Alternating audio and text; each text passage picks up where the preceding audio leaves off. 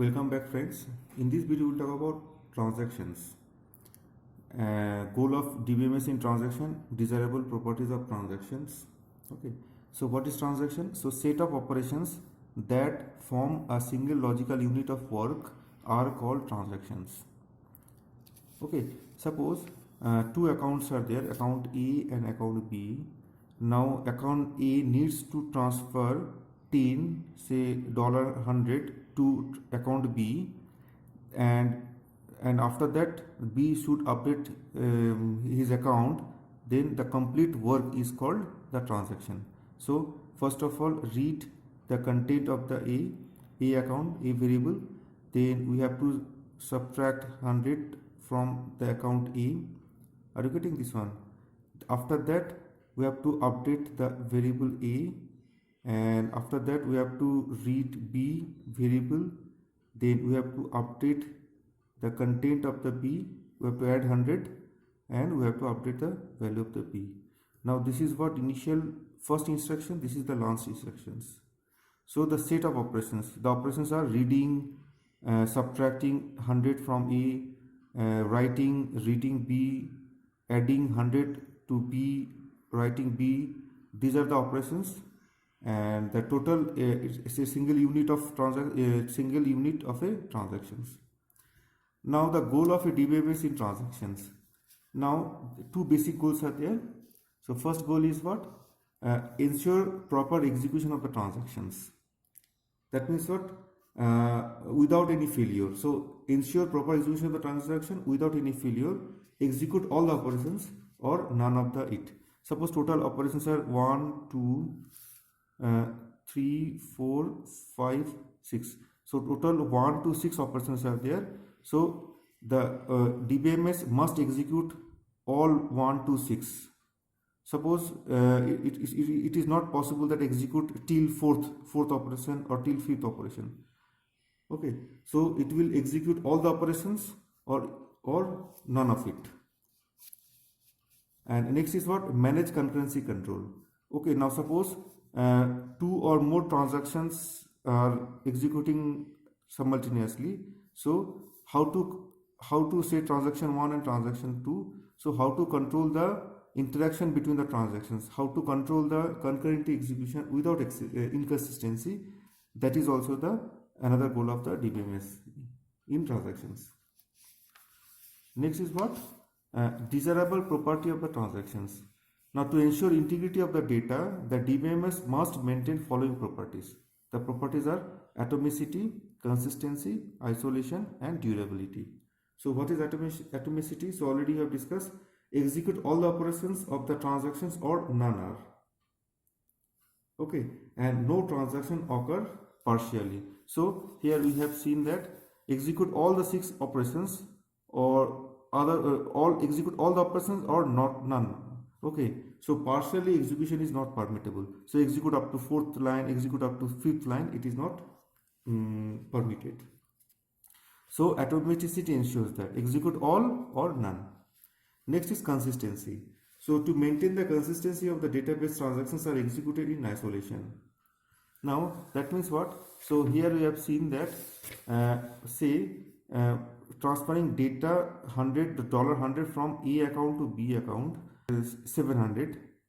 Okay, and initial value of B is say 200. Now so that means what? Before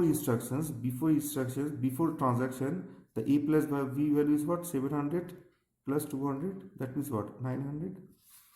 Now that means what? Here we need to transfer $100 from A account to B account. So here you have to perform this operation. Now after this operation, the value of A will be what? It will be 600. So 700 minus 100 is what? 600. And here we have to add 100. That means what? It should be the 300. So the after completing of this particular instructions, the value of A plus B should be what? It should be 600 plus 300.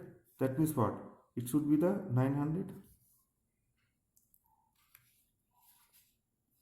Okay, so if before the transaction the addition is 900, after transaction is addition is what? It is 900. That means what? The transaction is in consistent state. And if it is not same, that means what? Before a plus b and after a plus b, if it is not the same, that means what? The database is in inconsistent state. Third one is what? Isolation. The unawareness of concurrent execution of the transaction. That means what? Suppose three executions are, say here, two transactions are going on, T1 and T2. Now execute T1 and T2. Here execute T1 partially, then switch from T1 to T2, then execute partially T2, then after that switch back to the T1. Now the switching back, the transaction don't aware of this particular switching. T1 knows that he is using the CPU full, or he is the alone transaction who is using the CPU, or T2 is the alone transaction who is using the CPU. That concept is called the isolation. So three transactions are going on, A, B and C, and they don't aware of other transactions. They don't aware of the other transactions. So A don't know whether B and C is executing or not. B don't aware about A and C don't aware about A and B. Since there is no interaction between them, so this concept is called isolation. Next is what? Durability. Now durability was persistency of the values of transaction. Okay, now that means what? Here we have seen that before A and B value and after A and B value. So before A and B value is say 700 and 200, and after the transaction A value is what? 600 and 300. So DBMS must persist the value. It should not be volatile. It must be shaped properly. Okay, now so the value of A and B must persist, and if failures occurs, say suppose the transaction is going on, if failures occurs here somewhere here, so DBMS must roll back the values. DBMS must return back to the old value. Suppose the initial value 700 and 200. So if some failure occurs here in that particular time, then roll back the whole values. So DBMS must ensure the initial value, must restore the initial value successfully. Should store the initial value successfully. Next concept is what? Access to database. Now next is access to database. Now two operations are there, readx and writex. So in short, we write Rx and Wx. So what is readx? So readx means what? Transferring data from database to local buffer. Okay, so for operation use. And writex is what? Transferring data from local buffer to database. Okay, to store permanently. So we have already seen the operation. So once again we can see. Now suppose here in transaction 1 we need to transfer $100 from A to B account. Now the initial A account value, say it is 700, and the value of initial value of B account is, say it is $200. Now we need to transfer $100 from A account to B account. So first of all we have to read this A. So we have to perform operation read A. That means in local buffer, so this is what our DB database, and here say this is what our local buffer. So we have to transfer the value of the A in local buffer. Say it is what? It is 700. So we have to transfer here 700. Then we have to perform the operation, subtraction operation. So that subtraction operation will perform here. Now the value of A will be what? The value of A will be what? Here it is 600. Next is what? Write A. Write A means what? Return back 600 here, and we have to update 700 to 600. Next is what? Read B. So the B variable is also there in database. Say it is what? $200, And first of all, we have to read p means what? Transfer database to the local buffer. So it is what? Now it is 200. And after that, we have to update the operation, update the 100 value here. So we have to update this one. So the b value will be what? B value will be 300. And after that, return wb means what? Write back. So we have to transfer value from local buffer to the database. Now the b value will be what? B should be 300. And finally commit, commit, commit operation is there.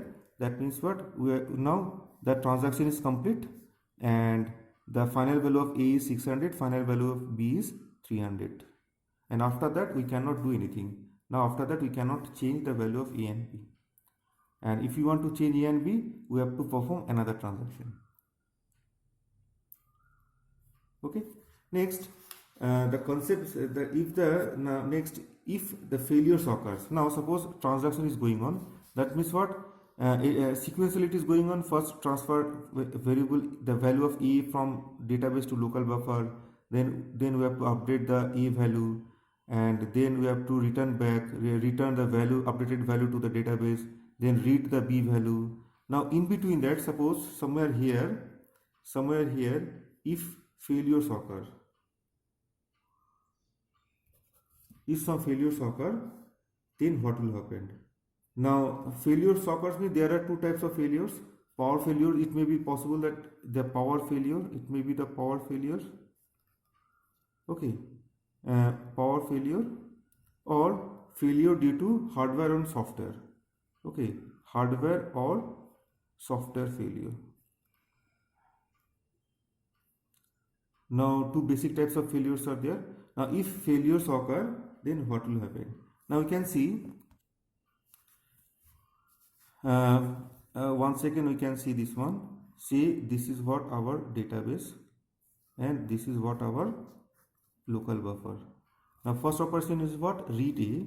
So read the value of A from database to local buffer. The value of A is what? It is 700. Then subtract A 100 from A. So subtract 100, the value of A will be what? Now it is 600. Then write A means what? We have to update the database value. So we have to return that value from local buffer to a database. Now the updated A value is what? 600. Now at that time, the B value is what? The B value is what? It is 200. Okay. And before the transaction, the A plus B value is what? It is 700 plus 200. That means what? It is 900. Okay. Now next is what? Read B value. Now read B value means next instruction is what? Read B value. Now read B value means what? Transfer B values from database to local buffer. So we have to transfer the B value. So B value is what? 200. And after that, update the B value. Now the B is what? 300. 200 plus 1. Now it is 300. Now if power failure occurs somewhere here, that means what? We are not update the database. We have to know, you haven't update the database. You haven't transfer data from local buffer to the database. That means what? Now the value of A is what? 600. Now the value of B is what? 200. Now after the transaction, due to the power failure, what is the A plus B value? It is what? 600 plus 200. That means what? It is 800. And these two values are not same. And that means what? So 900 minus 800, $100. That means what? Here we destroy 100 and the database is in inconsistent state. So this is what? Access of database, failures, the reason of failures, and if failures occur, what will happen and what is the inconsistency. Next we'll talk about transaction states. Now this figure depicts the transaction state. Now the transaction consists of various states in its life cycle. So these are the states. So the transaction begin. Transaction begin means what? Suppose we have seen the transactions, say, okay, now suppose we are here in this particular part. That means what? just we have begin the transaction. Okay, now active state means what? Executing read A. Okay, execution going on. Okay, execution of transaction going on. So read A, then subtract A value, then write A, read B. That means what? We are in active state. Then subtract the 100 from B, write B. Now when you are in here, that means if you execute this WB, that means here we are in partially committed state. Okay, that means after execution of the last transaction. So we have executed the last transaction. That means we are here. Now after that we execute this commit statement. That means it entered into the committed statement. So once the committed statement is executed, that means after that we cannot roll back, and it is in the terminated state. So that means we cannot do anything. Now active state, now here active state is going on. In between that, say we can say this is what our initial stage, say initial or starting. Okay, so the beginnings, initial or starting of the transaction, starts transaction, this part. Okay, now after that execution is going on. Okay, all the execution is going on. Now it is what? It execute the WB. That means it is in partially committed state. This particular part is what? Partially committed state. After that execute the commit statement. Now here just before it is what? Execute the commit statement. Execute the commit statement, and then it jump to the terminated state. So this is what our terminated state, this particular part. Now that execution is going on, in between that, okay, in between that, it may be possible in that particular duration, it may be possible failures occurs. Okay, so if failures occurs when it is in active state, it will enter into this state. It is called fail state.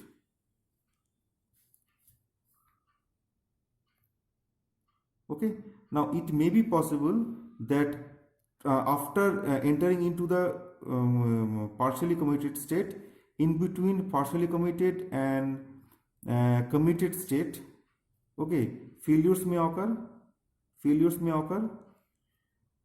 So from failures may occur inside the active state or after the partially committed state also. So from both the side, from both the ways, the transaction may enter into the failure state. When it is in failure state, say somewhere here, it rollbacks all the variables.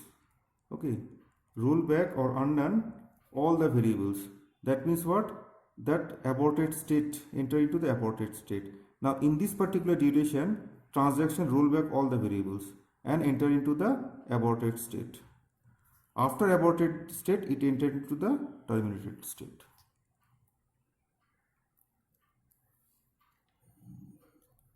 Okay, so once it is in terminated state, we cannot roll back anything. So if you want to change inside this particular A and B variable, we have to reinitiate the transactions. And that is the end of this particular video. In the next video, we will talk about concurrent executions. Thank you very much.